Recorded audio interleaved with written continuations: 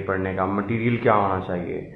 तो आज जो डिस्कशन है that would be about the कि जो हमारे कंपल्सरी सब्जेक्ट्स हैं उनके बारे में। तो पहले भी यही कहा था, अब दोबारा वही बात है। वही बात परसों कह रहे थे, राणा दिलावर साहब भी वही बात कर रहे थे, वही मैं कह रहा हूँ, वही हर बंदा कहता है कि पहली बात आती है इंग्लिश की, कि इंग्लिश के लिए क्या करें। तो इंग्लिश के लिए यही है कि आप कोई अच्छा इंग्लिश का टीचर ज्वाइन करें, ठीक है। जब आप टीचर ज्वाइन करेंगे उससे क्या होगा, पहली बात हम आते हैं ऐसे के ऊपर। तो ऐसे के लिए कौन सी बुक चाहिए? तो भाई ऐसे के लिए कोई बुक भी नहीं चाहिए। आपने 11 सब्जेक्ट्स और पढ़ने हैं। आपने आईआर पढ़ना है, आपने पाक अफेयर पढ़ना है, करंट अफेयर पढ़ना है, जनरल साइंस पढ़नी है, और हर वो सब्जेक्ट पढ़ना है जिससे रिलेटेड ऐसे आता है। ग्लोबल वार्मिंग पे ऐसे आएगा तो आपकी सारी बातें आपकी जनरल साइंस में कवर हो जाएंगी। कोई इंटरनेशनल रिलेशन के ऊपर क्वेश्चन आएगा, जैसे पिछले दिनों आया था कि रिसेंट जो अब वार्स हैं, these lies in economic fronts, तो वो आईआर से क्वेश्चन था। तो आपको ऐसे के लिए जितना भी मटेरियल है उसके लिए किसी बुक के लिए जाने की ज़रूरत नहीं है। आपका जो सारे का सारा ऐसे का मटेरियल है, वो जो आप 11 बुक्स की दूसरी तैयारी करनी है उसके अंदर आपको सारा मटेरियल मिल जाएगा। दूसरी बात है कि इंग्लिश कंपोजिशन ग्रामर की, तो देखें, आप ब्रेनर मार्टिन पढ़ें, आप हाई स्कूल ग्रामर पढ़ें, या आप बीए की ग्रामर पढ़ें, प्रेजेंट इंडेफिनेट के सिंगुलर नाउन के साथ तो ऐसा रीएस ही लगना है ना, वो डिफरेंट तो नहीं होना।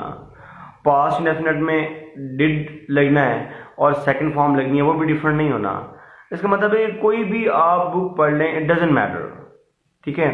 बस ये है कि वो जो बुक है आप वो पढ़ें, जिस टीचर के पास आप जाएं उसको कहें सर मुझे बेस से तैयारी करवाएं, और जब वो आपको बेस से तैयारी करवाने लगेगा तो वो किसी एक बुक में कंफर्ट फील करेगा अपना कि आप ये बुक ले लें, आप वही बुक ले लें। वो चाहे फिर ब्रेनर मार्टिन हो, वो चाहे फिर हाई स्कूल ग्रामर हो, वो चाहे फिर बीए की ग्रामर हो, व्हाट एवर इट इज, जो वो आपको कहते हैं आप उनके पास लेके जाएं, और जिस बुक से वो आपको तैयारी कराएं उससे आप तैयारी कर लें। और जब वो आपकी बेसिक से तैयारी अच्छी करवा देंगे, आपकी बेस अच्छी करवा देंगे, तो फिर आपको लिखने की प्रैक्टिस हो जाएगी। जब लिखने की प्रैक्टिस होगी तो नॉलेज आपके पास ऐसे के लिए और 11 बुक्स में बहुत ज़्यादा है, तो वहाँ से आपकी सारी तैयारी हो जाएगी, मसला ही कोई नहीं है। ये आपको बहुत सिंपल लग रहा है और ये ऐसे ही है। किसी अच्छे इंग्लिश को टीचर को ज्वाइन करें, जो वो बुक आपको ग्रामर के लिए रिकमेंड करे उस बुक को पढ़ें, वहाँ से अपनी ग्रामर अच्छी करें, बेस अपनी अच्छी बनाएं। आपको at least noun, pronoun, adjective, adverb, verb इनका प्रॉपर यूज़ करना आए, इनकी प्रॉपर पहचान हो, आपको पता हो कि डेफिनेट आर्टिकल कैसे लगाना है, इंडेफिनेट आर्टिकल क्यों लगाना है, दाग लगता क्यों है, ए एंड एन क्यों लगाना है हमने, इन चीज़ों का आपको पता हो। और बाकी जो ऐसे का मटेरियल है, तो आपने 11 बुक्स की तैयारी करनी है, तो उसके अंदर आपके पास बहुत मटेरियल होगा, आपको किसी भी और बुक की ज़रूरत नहीं होगी। स्ट्रेट फॉरवर्ड आते हैं पाकिस्तान अफेयर और करंट अफेयर के ऊपर। मैंने एक बात की थी आपसे कि अपनी फैक्ट बुक बनाएं, पता नहीं आप लोगों को वो क्यों नहीं समझ आई, बट द मोमेंट आप आतिफ अमीर का इंटरव्यू सुने तो आतिफ अमीर भी आपको यही कहते हुए मिलेंगे कि आप फैक्ट बुक बनाएं। आप रोज़ाना अखबार पढ़ें बिला नागा। अखबार में एक मेजर न्यूज़ होती है, नेशनल न्यूज़, उसको पढ़ें, और उसके बाद एक इंटरनेशनल न्यूज़ पढ़ें, और डायरेक्ट आ जाएं ओपिनियन पे और एडिटोरियल पे।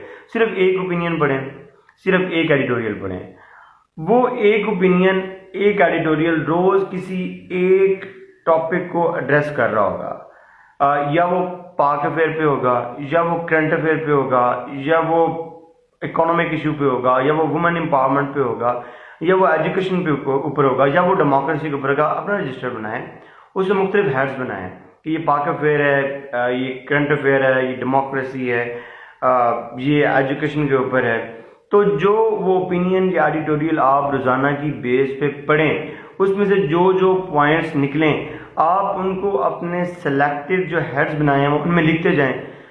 3 महीने के बाद आपकी जो फैक्ट बुक होगी उसमें आपको आपका करप्शन परसेप्शन इंडेक्स मिलेगा, वर्ल्ड इकोनॉमिक फोरम की रिपोर्ट मिलेंगी, वर्ल्ड बैंक की रिपोर्ट मिलेंगी, और आपको उसके अंदर वर्ल्ड ग्लोबल डेवलपमेंट इंडेक्स मिलेगा, और 3 महीने के अंदर आपके पास एक बेहतरीन फैक्ट एंड फिगर्स तैयार हो जाएंगे। और वो फैक्ट्स एंड फिगर्स आपके पाकिस्तान अफेयर में, आपके करंट अफेयर में, आपके आईआर में, आपके हर जगह काम आएंगे, ठीक है। तो अगर आप इस एंगल से देखें तो पाक अफेयर और करंट अफेयर के लिए तो बुक की जरूरत ही नहीं रहती। Current affair, what does it mean? Current, तो करंट क्या है? करंट अखबार है। तो करंट अफेयर से, अखबार से अपनी सारी तैयारी करें। और अगेन जैसे राना दिलावर ने कहा कि पाक अफेयर है, पाकिस्तान हिस्ट्री नहीं है। सीएसएस ने, एफपीएससी ने हमारे साथ बड़े जुल्म किए हैं, लेकिन जो एक उसने अच्छा काम किया है वो ये किया है कि उसने हर सब्जेक्ट की आउटलाइंस हमें दे दी हैं। ठीक है, तो आप उन आउटलाइंस को फॉलो करें ना। जो आउटलाइन है उस आउटलाइन में से एक सेगमेंट अलग निकालें। वो सेगमेंट आपको किसी बुक से अच्छा मिल जाए, किसी बुक से तैयार कर लें। वो आपको इंटरनेट से अच्छा मिल जाए, वहां से, वो आपको जहां से अच्छा मिले आप उसको वहां से तैयार कर लें। तो कहते हैं स्मार्ट वर्क, स्मार्ट स्टडी। जो सीएसएस में हर बंदा कहता है ना स्मार्ट वर्क करें, तो स्मार्ट वर्क यही है कि रादर आप इतनी बड़ी बड़ी बुक्स के पीछे भागे जाएं। जब एफपीएससी ने हमारे ऊपर एक एहसान कर दिया है कि उन्होंने हमें एक डायमेंशन बता दी है कि ये आपका कोर्स है, ठीक है, तो आप उस कोर्स को फॉलो करें। हर एक जो आउटलाइन है ना, उस एक आउटलाइन को फॉलो करें। वो देखें कि वो एक आउटलाइन आपको कहाँ पे अच्छी मिल रही है। और रिगार्डिंग पाक अफेयर का मटेरियल है, तो देखें अगर आप उसकी आउटलाइंस देखें तो उसमें सिर्फ एक बुलेट है जो पाकिस्तान हिस्ट्री का है। बाकी जो 19 बुलेट्स हैं, these are not Pakistan history, these are the Pak affairs. और अगर आपका यहाँ पे करंट अफेयर की तैयारी अच्छी हो जाती है तो पाक affair is not a big issue. ठीक है, तो उसके लिए भी कोई इतना बड़ा मसला नहीं है। कमिंग डायरेक्ट टू ईडीएस, तो अगर मैं आपको ये कहूँ ना कि ईडीएस सिर्फ और सिर्फ यूट्यूब से तैयार हो सकती है, तो मैं 100% ठीक कह रहा हूँ, क्योंकि मैंने ऐसे ही किया है। ठीक है, आप ईडीएस के देखें कौन कौन से उसके अंदर हेड्स हैं, उनकी आउटलाइंस बनाएं, हर आउटलाइन को यूट्यूब पे लिखें और उसके मतलब आपको हर आउटलाइन पे एक बेहतरीन वीडियो मिलेगी। उस वीडियो को देखें और उसके साथ अपने नोट्स बना लें। अल्लाह खैर सल्ला। ठीक है, बाकी रह जाती है इस्लामियात।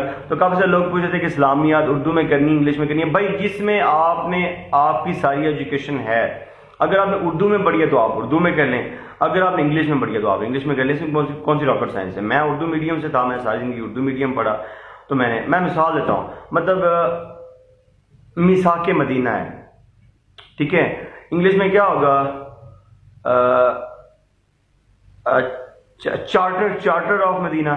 तो मतलब जिस बंदे ने सारी जिंदगी उर्दू में इस्लामियात पढ़ी है, उसको इंग्लिश का वो जो एक पर्टिकुलर टर्म है, डेफिनेटली उसको सोचने के लिए थोड़ा सा टाइम जरूर लगेगा। तो रादर कि आप शौक़े हो ना हो, आपने उर्दू में पढ़ी है तो आप उर्दू में अटेम्प्ट कर लें। नंबर आते हैं, मेरे फर्स्ट टर्म में 56 हैं अल्हम्दुलिल्लाह, इस दफ़ा भी मतलब 58 हैं। तो इस्लामियात इतने ही नंबर देती है, कभी एक्स्ट्राऑर्डिनरी वो कोई होता है जिसको मिलता है। तो आप उर्दू में करें, इस्लामियात में करें, डजंट मैटर, जिसमें आपने पढ़ी है उसके अंदर आप कर लें, दैट्स इट। और सिलेबस है तो JWT की किताब इस्लामियात की अच्छी है, वो पूरे कोर्स को एड्रेस करती है। और इस्लामी नज़रिया हयात बड़ी अच्छी किताब है, आपको वो एक प्रॉपर वे बताती है। और जुमे वाले दिन उर्दू की हर अखबार में इस्लामियात की जो इस्लामिक इश्यूज हैं उसके ऊपर एक पूरा पेज होता है। तो आप 3 महीने हर जुमे को वो पेज पढ़ते रहें तो आपकी बेहतरीन तैयारी हो जाएगी यार इस्लामियात की।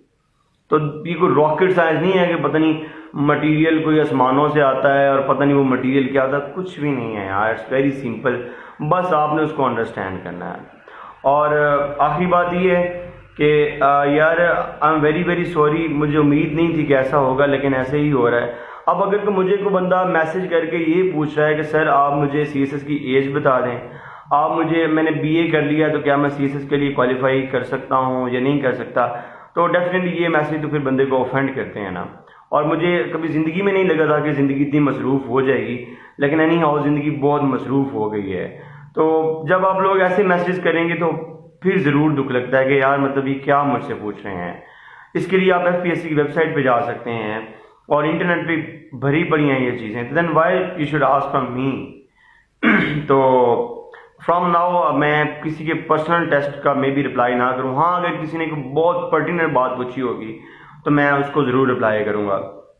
और बाकी आखिरी बात है कि अगर आप CSS की तैयारी कर रहे हैं तो बिलीव मी आपको बहुत बहुत मुबारकबाद हो। वो इसलिए कि CSS एक मंजिल है और मंजिल तो खूबसूरत है सो है, लेकिन इस तक जो ये पहुंचने वाला रास्ता है, ये बिलीव मी उस मंजिल से भी जो है वो ज़्यादा खूबसूरत है। हम यूनिवर्सिटी से निकलते हैं, हमें कुछ भी नहीं पता होता, हमें ये भी नहीं पता होता कि स्टेट क्या होती है, स्टेट के ऑर्गन्स कौन से होते हैं, लेजिस्लेचर क्या होती है, उसका एग्जीक्यूटिव चेक क्या होता है, जुडिशरी का रोल क्या होता है, वर्ल्ड अफेयर में क्या हो रहा है, करंट चक्कर में क्या चल रहा है। तो ये सारी चीज़ें आपको ये CSS का रास्ता बताता है।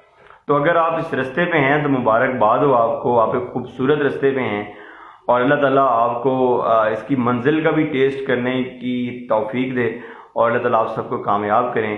Thank you very much and all the best. और इंशाल्लाह जैसे ही नेक्स्ट फ्राइडे को इंशाल्लाह जो कंपल्सरी सब्जेक्ट्स हैं, जो मेरे कंपल्सरी सब्जेक्ट्स हैं, उनके मतलब एक वीडियो बनाएंगे और उसके बाद जो कंपल्सरी सब्जेक्ट्स लोगों के ज़्यादा हुए तो फिर किसी मतलब 47 CTP के बंदे से मदद लेके तो उसके पर भी हम बात करेंगे जी। ऑल द बेस्ट, अल्लाह ताला आप सबको कामयाब करें और आप लोग ढेरों ढेरों तरक्की करो। अल्लाह हाफिज़।